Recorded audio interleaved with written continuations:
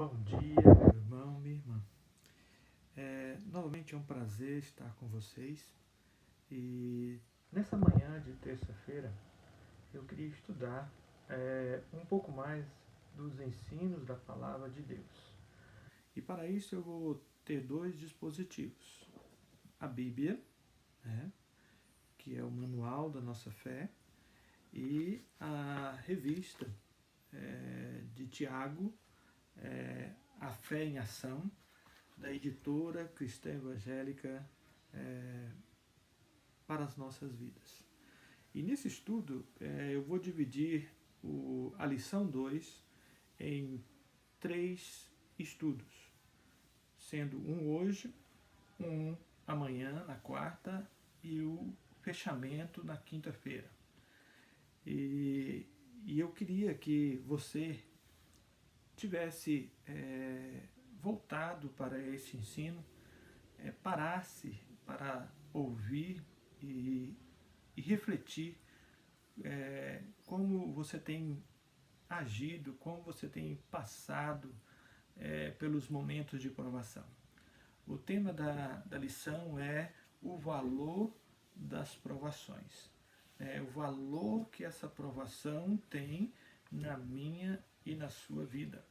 Nada nos acontece em vão. Tudo tem um objetivo diante do reino de Deus. E Ele quer nos ensinar sempre quando estamos passando por alguma provação.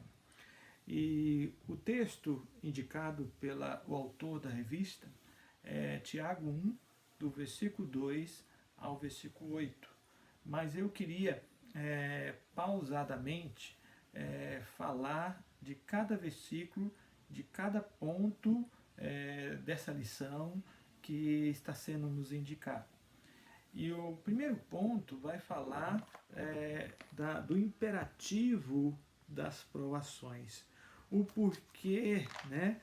Qual o objetivo, o que eu tenho a ganhar e demonstrar quando eu estou sendo provado, quando eu estou passando por uma provação. Então abra sua Bíblia na Epístola de Tiago, né? A carta de Tiago, capítulo 1, versículo 5, que diz assim: Se, porém, alguns de vós necessita de sabedoria, peça a Deus, que a todos dá liberalmente, e nada lhe impropera, e ser-lhe-á concedida. Esse texto de Tiago, a carta de Tiago, é escrita aos judeus que estavam ali perseguidos no momento da provação, no momento da perseguição do Império Romano. Então, essa carta é escrita aos judeus que estavam passando por dificuldades relacionadas à sua fé. E então, essa carta nos mostra que há um imperativo. Esse versículo nos mostra que há um imperativo do porquê que estamos sendo provados, da razão do que está sendo demonstrado em nossa vida.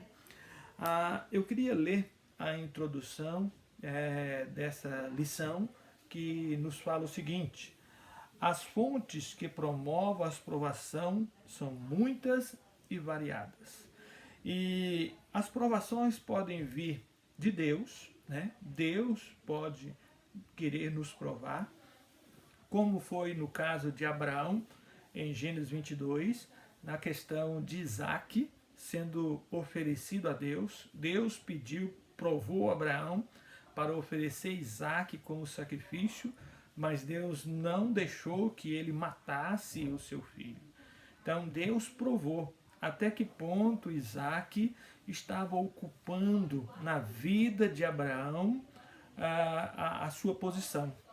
Porque a nossa posição, as nossas prioridades, primeiro deve ser Deus, depois deve ser o cônjuge, depois os filhos, depois o trabalho, depois a igreja, né? O meu servir a Deus na igreja. E cada um item desses em seu lugar não vai atrapalhar o outro, não vai impedir o outro. Então, Deus quer fazer com que tenhamos prioridades em nossas vidas. Deus quer estar em primeiro plano para se cumprir o primeiro mandamento, né, de Gênesis capítulo 20, né? Gênesis capítulo 20, que fala de Êxodo capítulo 20, perdão.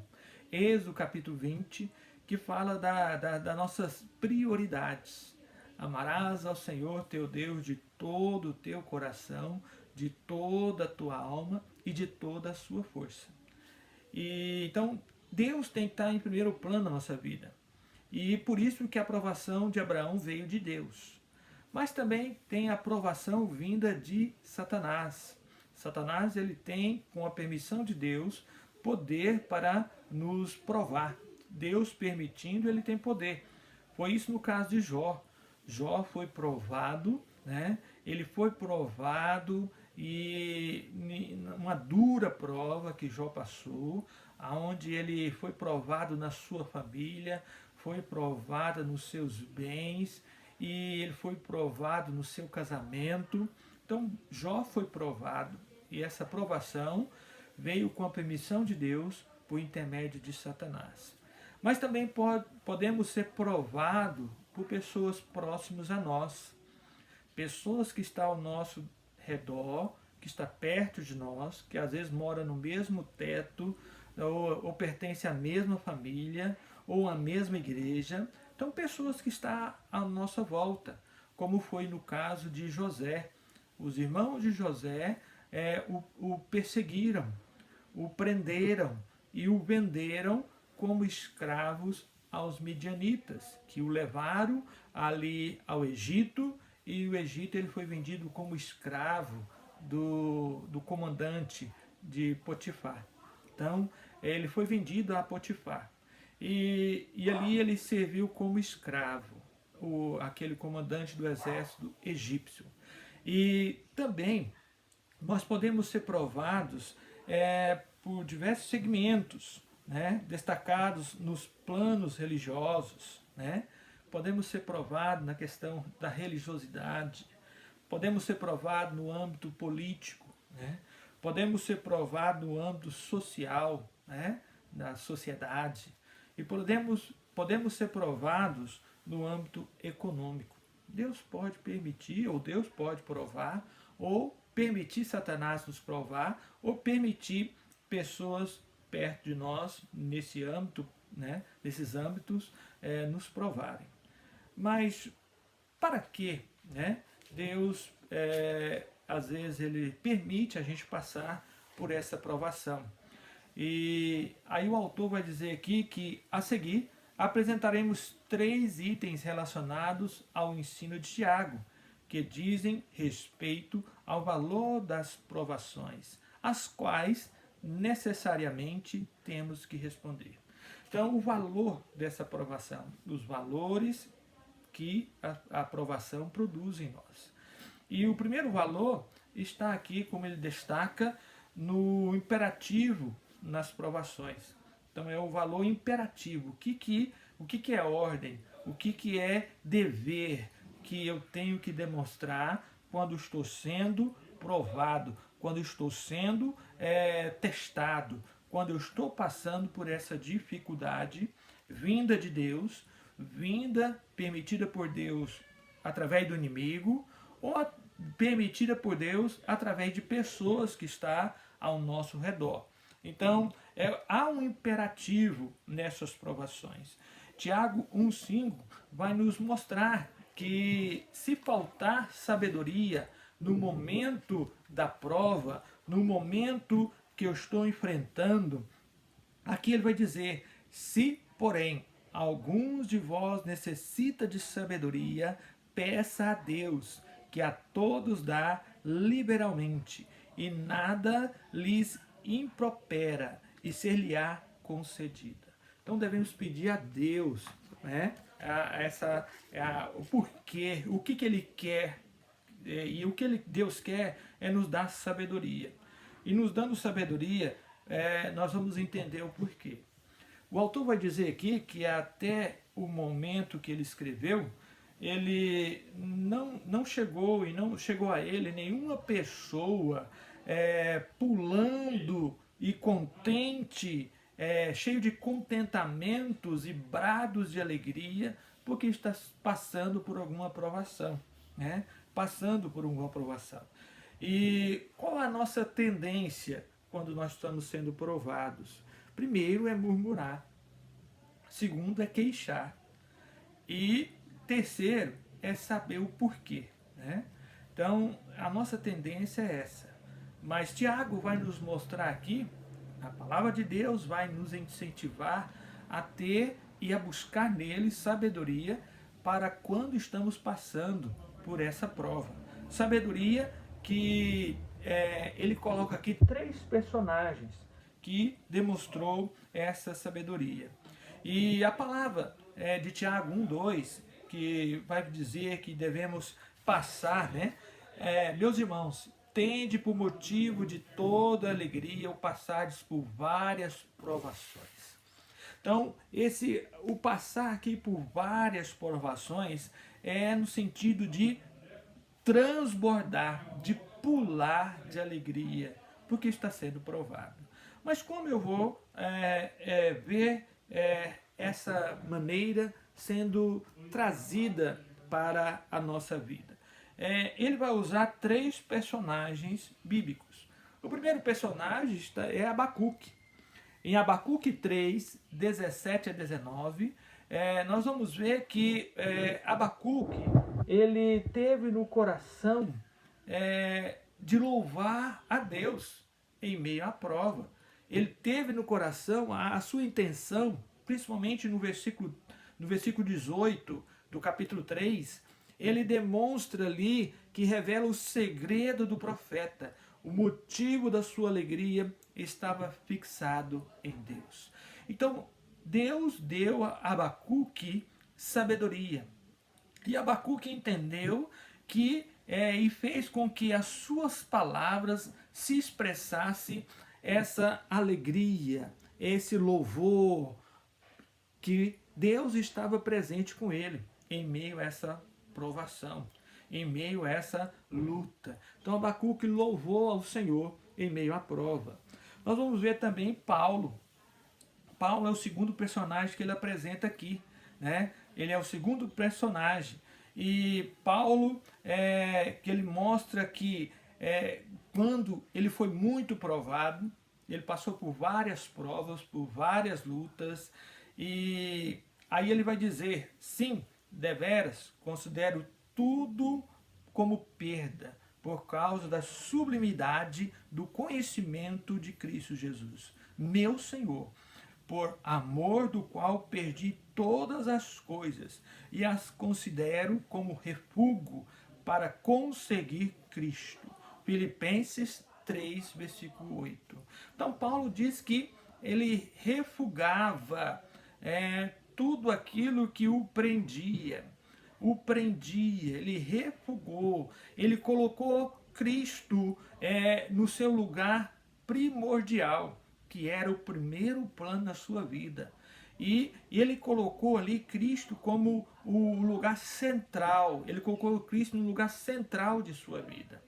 Então nada que ele tinha, ele diz que jogou fora, ele colocou abaixo de Cristo, ele colocou no devido lugar na sua vida.